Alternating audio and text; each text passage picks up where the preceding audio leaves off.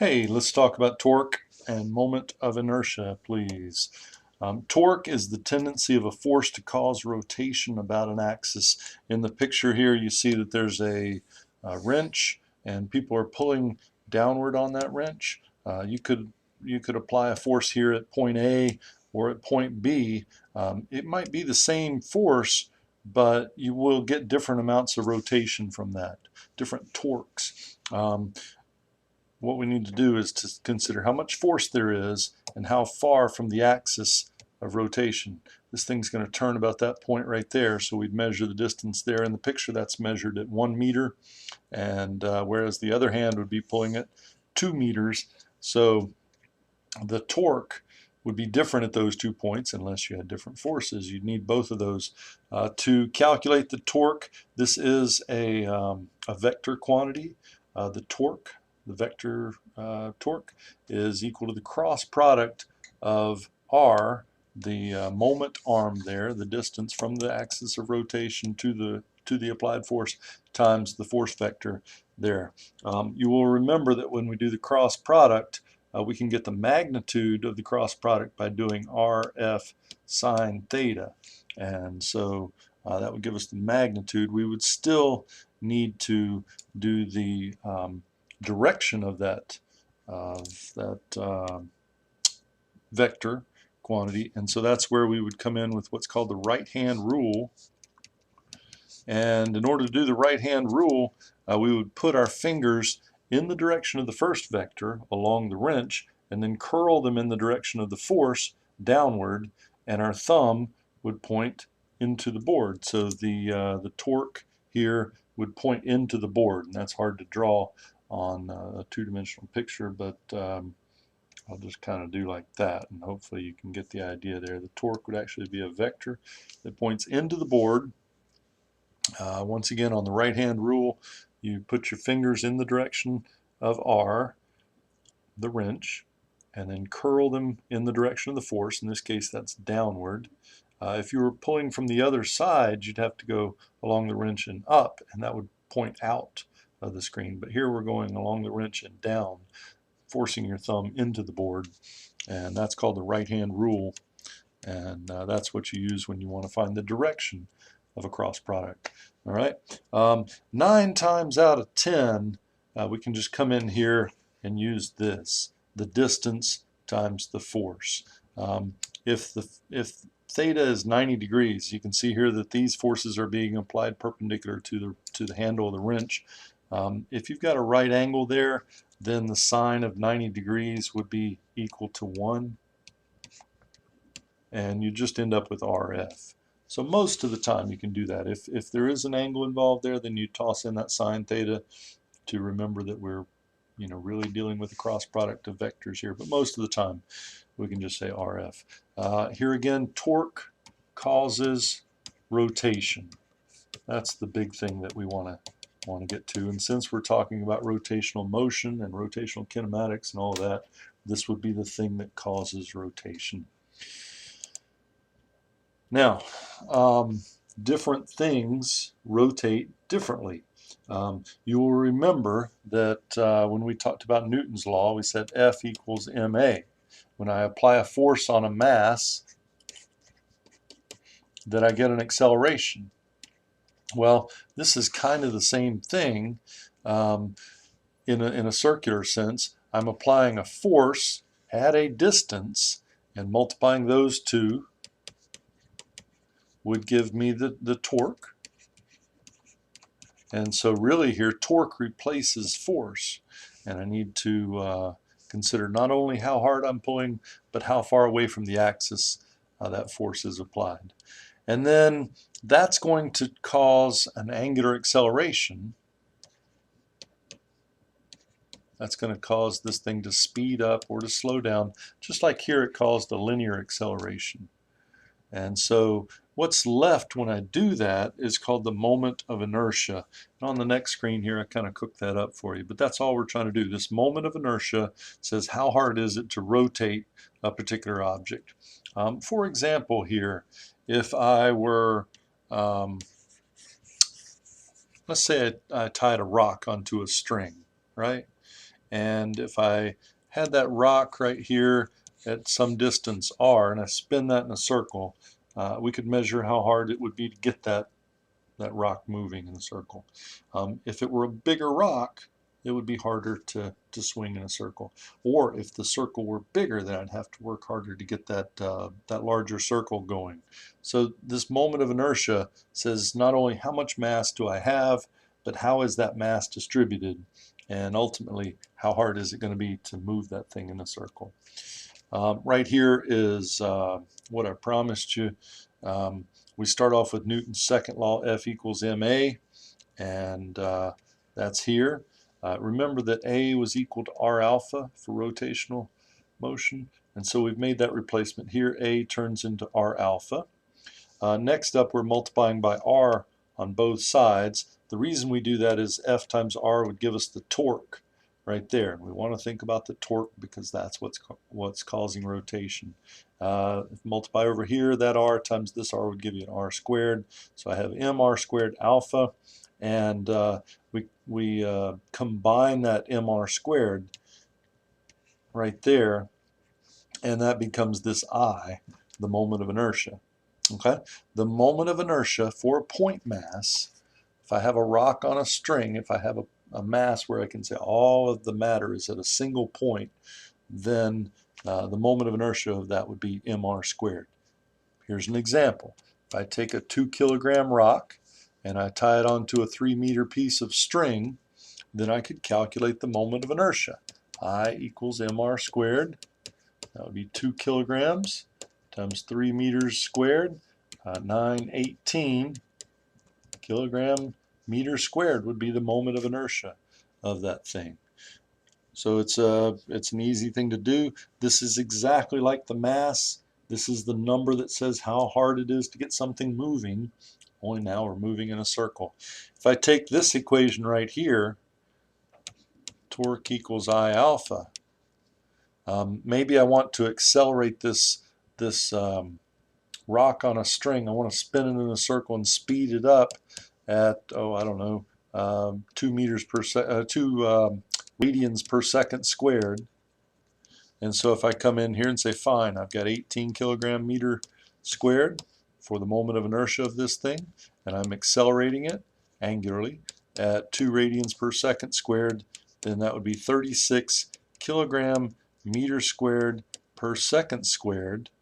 And you'll recognize the kilogram meter per second squared is a Newton, and then I've got a meter left off over there. So 36 Newton meters would be the amount of torque that I would need to spin this thing up to speed. All right, it's just like Newton's second law, only now it's for rotating objects. Okay, so that's kind of a big deal right there. Here we consider what would happen if I had multiple point masses. I've got mass 1 down here at radius 1, I've got mass 2 at radius 2, and mass 3 at radius 3. They're all spinning about this axis going vertically down the center. And so if I wanted the total moment of inertia, then I would just add all the individual moments of inertia. So I'd have m1 times r1 squared would be the moment of inertia of the red ball, and then here m2 r2 squared would be the moment of inertia of the blue ball, and the green ball would be here, and I would just need to add those pieces together using summation notation. The total moment of inertia would be equal to the sum of mi ri squared for how many ever particles you have. Start at particle number 1 and go all the way to 3 or 10 or 1500 or how many ever you have here, and you're just adding the moment of inertia of each point mass right there. They would need to spin on the same axis. All the distances need to be measured from that axis and everything, but we can add that up like that. Well, when we get to that point, usually we're not talking about point masses anymore. We're talking about a continuous mass. Here, for example, we have a rod, and we're spinning that rod about some axis right here. Maybe this is a baseball bat that we're swinging in a circle to hit a ball. Maybe it's a fishing rod that we're casting, a hammer that we're swinging to hit a nail or something. It's an object that's rotating about some axis right here. And you can see that it doesn't make a whole lot of sense to say this particle and that particle and that. You know, there's an infinite number of particles here, or nearly infinite. So it would get very hard to do that with summation and adding these up. What we do instead is turn to calculus, and you can see the rule that we use here. The moment of inertia for a continuous object, for a solid object, is going to be equal to the integral of r squared with respect to mass.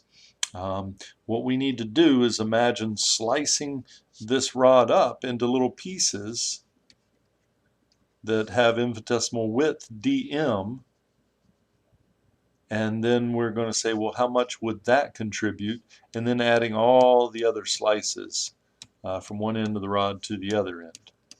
Okay, the rod is the easiest case here. We can do other shapes, and we will, but just as the easiest one to think about, we'd need to do something like that.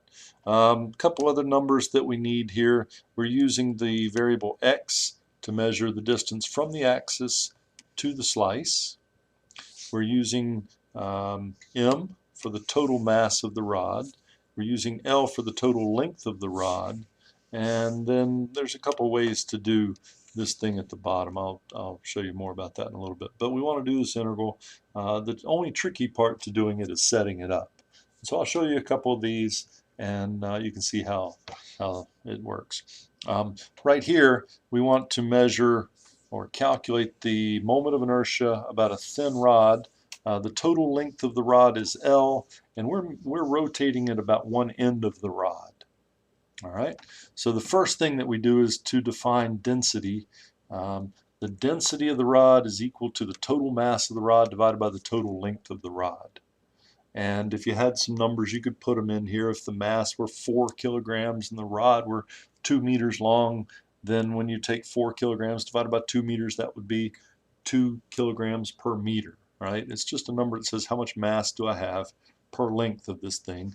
And then when we make those little slices, why we can say, well, if you have a little infinitesimal slice of a certain thickness dm, then I would have the mass of that little piece would be rho times dr.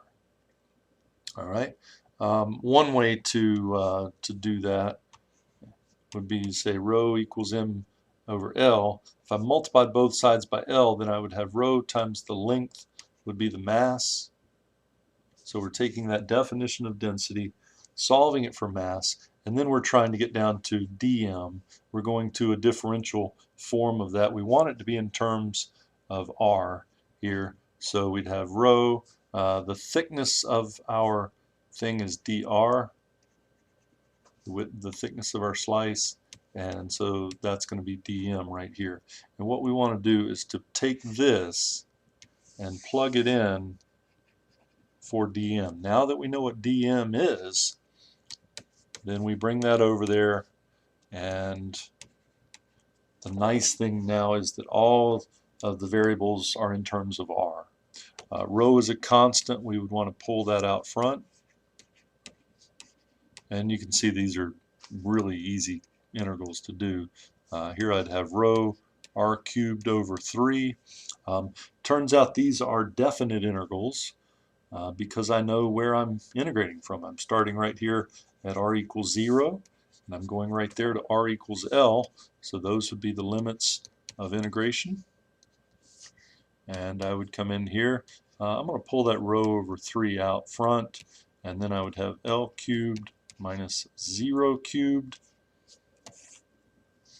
and that would be equal to rho L cubed over 3. And the only thing I can really do then is to take this m over L and put it back in for rho right there. So that would be m over L times L cubed over 3. And this L will cancel one of those, and I end up with ml squared over 3, or sometimes people will write that 1/3 ml squared. Okay? So when I have that shape, when I have a rod and I want to know the moment of inertia of that rod, then I would say, well, give me 1/3 times the mass of the rod times the length squared of the rod. The calculus adds all that up for us. We put in the limits, and we get that formula. And then for any rod rotated about one end, we can just put in the mass and the length. It's kind of handy, huh? Here's another one. Let's take a rod, and this time instead of integrating about one end of the rod, let's integrate about the middle. Let's rotate this rod about the center of the rod. You could pick any other point here, but if the axis of rotation runs down the middle of this thing, then the entire length L, half of it's on this side and half of it's on this side. So the limits of integration here need to go from R equals L over 2, negative L over 2, up to positive L over 2. Put 0 in the middle, and then you'll have that distance right there. Okay. Again, we've got rho equals m over L. So rho times L equals m. And I go to the differential form of that. Rho dr equals dm. I want dm. I've got it. I drop it in right there. And so this would be the integral of r squared times rho times dr. Pull the rho out front once again. It's the same integration we did before. So it's going to be rho r cubed over 3. This time, however, the limits are different. We're going r equals negative L over 2 up to L over 2, and so I'd need to put those in place. And I've pulled out the rho, pulled out the 3. That would leave r cubed there. The first limit would be L over 2, the upper limit, and then I'm subtracting what happens when I put in negative L over 2 like that. And you can see the integration is really easy. Sometimes there's a little bit of trouble putting all the fractions in. That should be raised to the third power, not the, and these are, I pulled the 3 out there. Okay, sorry about that. But here's that stuff out front. Inside here I would have L cubed over 8. This back one here, I've got a negative number which I'm raising to the third power. That's going to end up being negative, and then there's a negative sign in front of that, so a negative negative would be a positive. And this will also be L cubed over 8, like that. And I put those two fractions together, I'd have rho over 3, 2L cubed over 8, common denominator there, so I keep that the same. That would be 2 rho L cubed over 24, which would be cancel the 2 with the denominator, rho L cubed over 12. And then remember how last time we took m over L and we put that back in for rho right there. So if I have m over L times L cubed over 12, then this would cancel one of those, and I'd have 1/12 ml squared. I get a different moment of inertia if I rotate the rod about the center than if I rotate it around the end. You can actually feel this with your pencil or your pen. Pick up a pencil or pen if you would, and hold it in the middle and just kind of wiggle it back and forth, spin it about that axis. Just kind of moving your fingers so that that thing turns little parts of circles, and then you rotate and go the other way. Okay, and feel how hard that is to rotate. Not very hard, right? But now hold it at one end of the pencil, and can you feel the difference? I mean, just moving from the middle to one end, you can feel that it's harder to turn now. Why is that? It's because you have mass that's farther away from the axis of rotation. And anytime I get mass farther away from the axis of rotation, then it's harder to turn. I have a higher moment of inertia. This would be a bigger number than the last one. Here I take ml squared over 12. Last time I only divided by 3.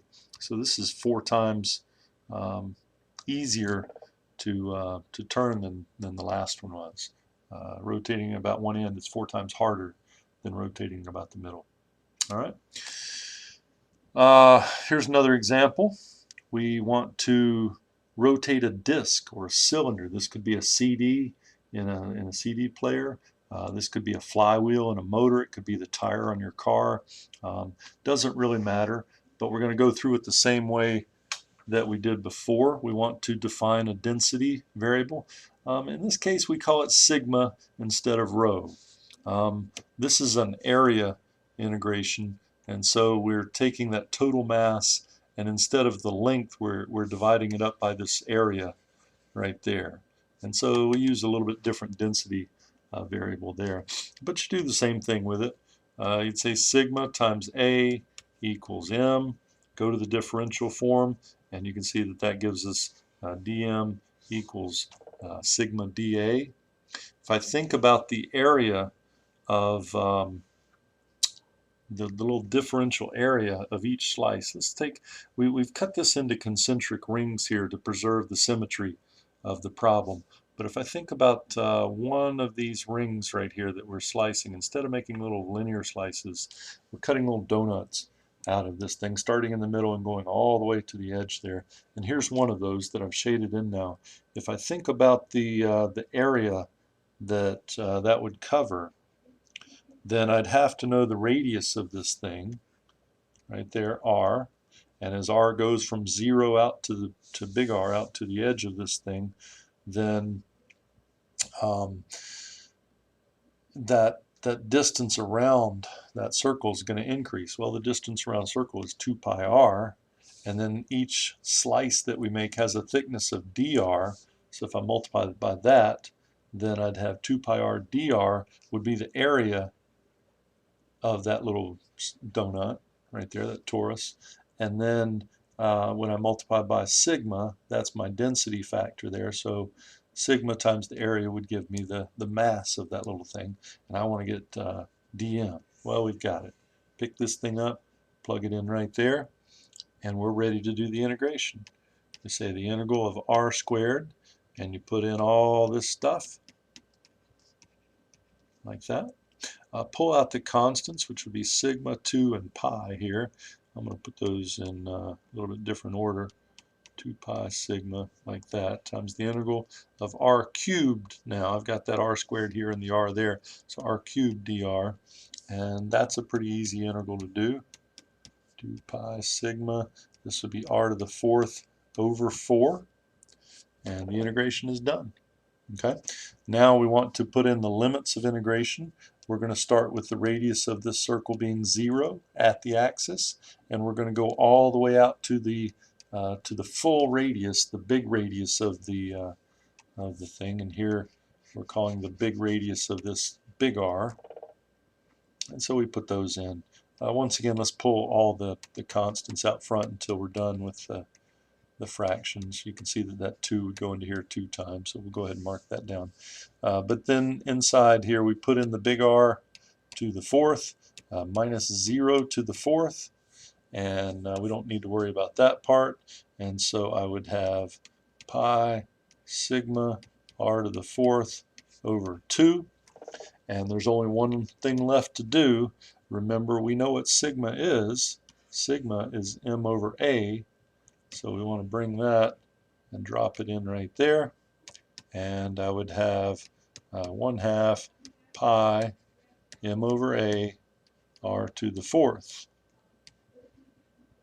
Okay, nothing wrong with it like that, but we can get rid of that a there, and I would recommend that you do that. A, the area of the whole disk, is going to be pi r squared.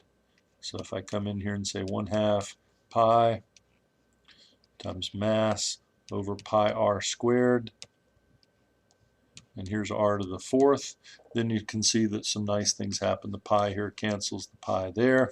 R squared on the bottom cancels 2 of the ones on the top, and I end up with 1/2 mr squared, which would be the moment of inertia of a disk that's rotating about the center,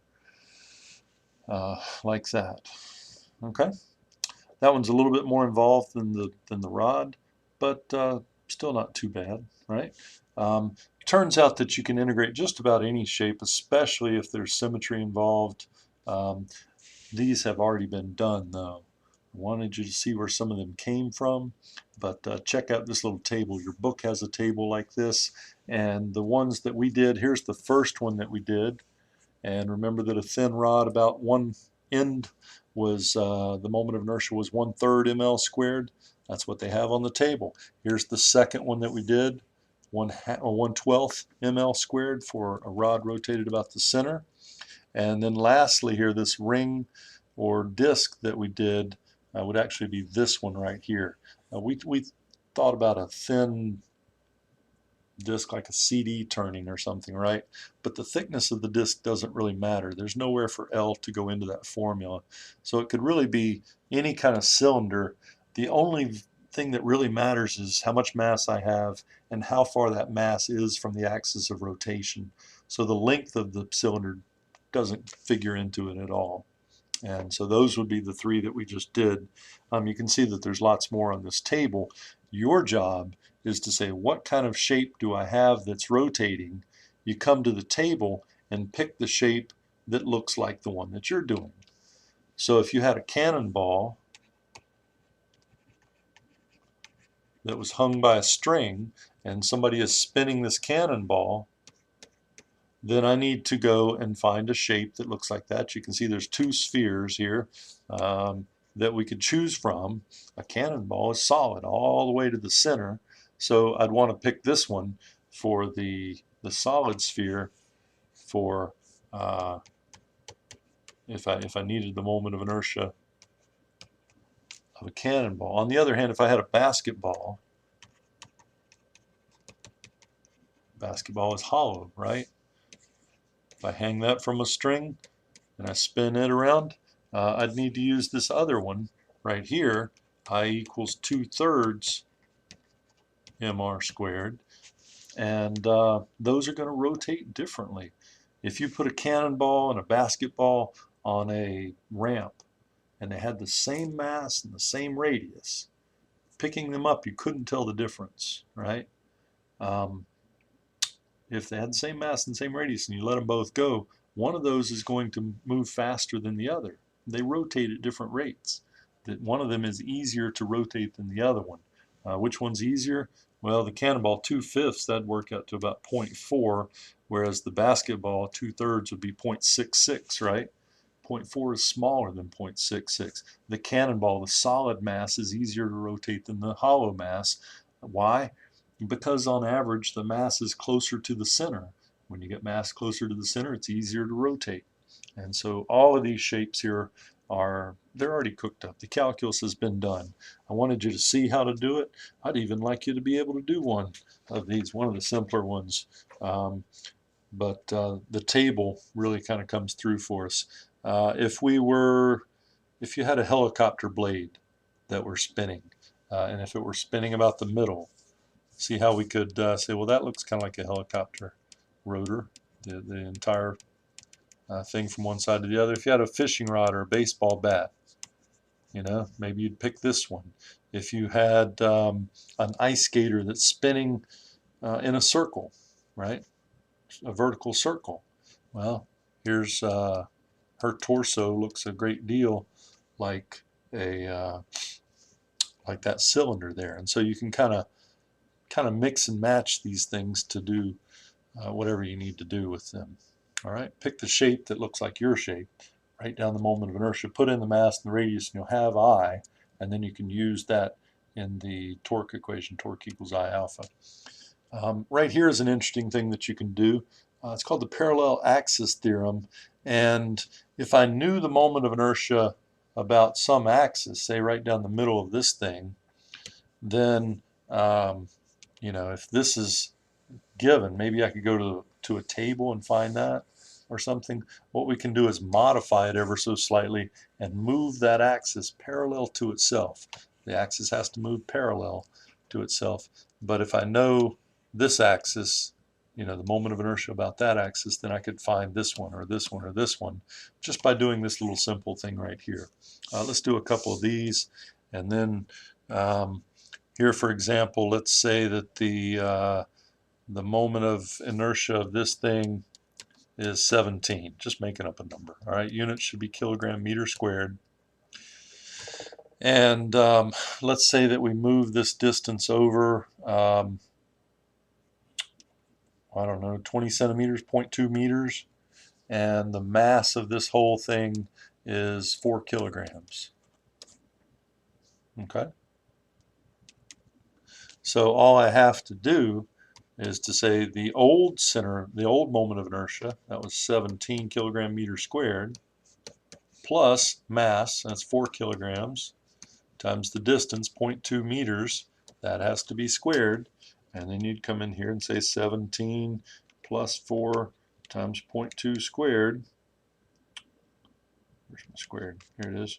Would be 17.16 kilogram meters squared. Okay, I've changed the distribution of mass by moving that axis, so I need to move it over. You could do it with any shape that's on the table. If you know the center of mass about about one axis, you can move it parallel to itself with parallel axis theorem. Really easy to do. Opens up a lot of doors. The last thing I wanted to talk about with this is that you can also add shapes and make things add up together. If you wanted to find the moment of inertia of this thing, of this barbell here, about the center of this thing, you could cut it into pieces. And you see how there's a sphere here? Well, I know that, let's just call that part A, and over here is sphere B, and then I've got this rod in the middle, which we'll call C. Remember how we added moments of inertia to get the total moments of inertia? So right here, I could do the same thing. The total moment of inertia of that whole barbell is going to be equal to the moment of inertia of the first sphere and the second sphere and the rod put together there. All right. So what I'd have to do, I do need a parallel axis theorem, because see how that axis of rotation is right through the center? This is the one that I know. The moment of inertia here would be equal to 2/5 mr squared. So when I move it over to that far, then I would have to come along and now add md squared to get the moment of inertia of that sphere. So I'd have 2/5 mr squared plus md squared would be I sub a, and then I would have that again, assuming that we're rotating at about the middle, and have the same number. And then I'd also have part C, that right there's A and B, so we've taken care of that sphere, taken care of the other sphere, and now I need to put in this this rod in the middle. We're rotating that rod about the center, so here I would have 1/12 mass times the length squared of that thing, and you'd have to know the mass of the first sphere and the radius of the sphere and the mass of the sphere and the distance that moved. These could be different things. Let's call it m sub a, the radius of a, m sub a, the distance that a moved, and b and b and b and b. Over here, this would be the mass of part C of that stick in the middle and the length of that thing. If they gave you all those numbers, you could punch it up and see what that total moment of inertia would be. That opens up a whole lot of opportunities and doors. If it's a point mass, then it's real simple to do. For point mass, I equals mr squared, r being the radius of rotation. If it's a continuous mass, then I would be equal to the integral r squared with respect to mass. I've got the parallel axis theorem, which means that if I go to the table that's made up of all those integrations, then I can move the from the old moment of inertia through the center of mass and add md squared, and I'll have the new moment of inertia of that thing. And then I can also add shapes to say I total equals I a plus dot dot dot, how many ever these things you have, and add up all those pieces. All right. Well, that's enough for right now. Thank you, and we'll be back.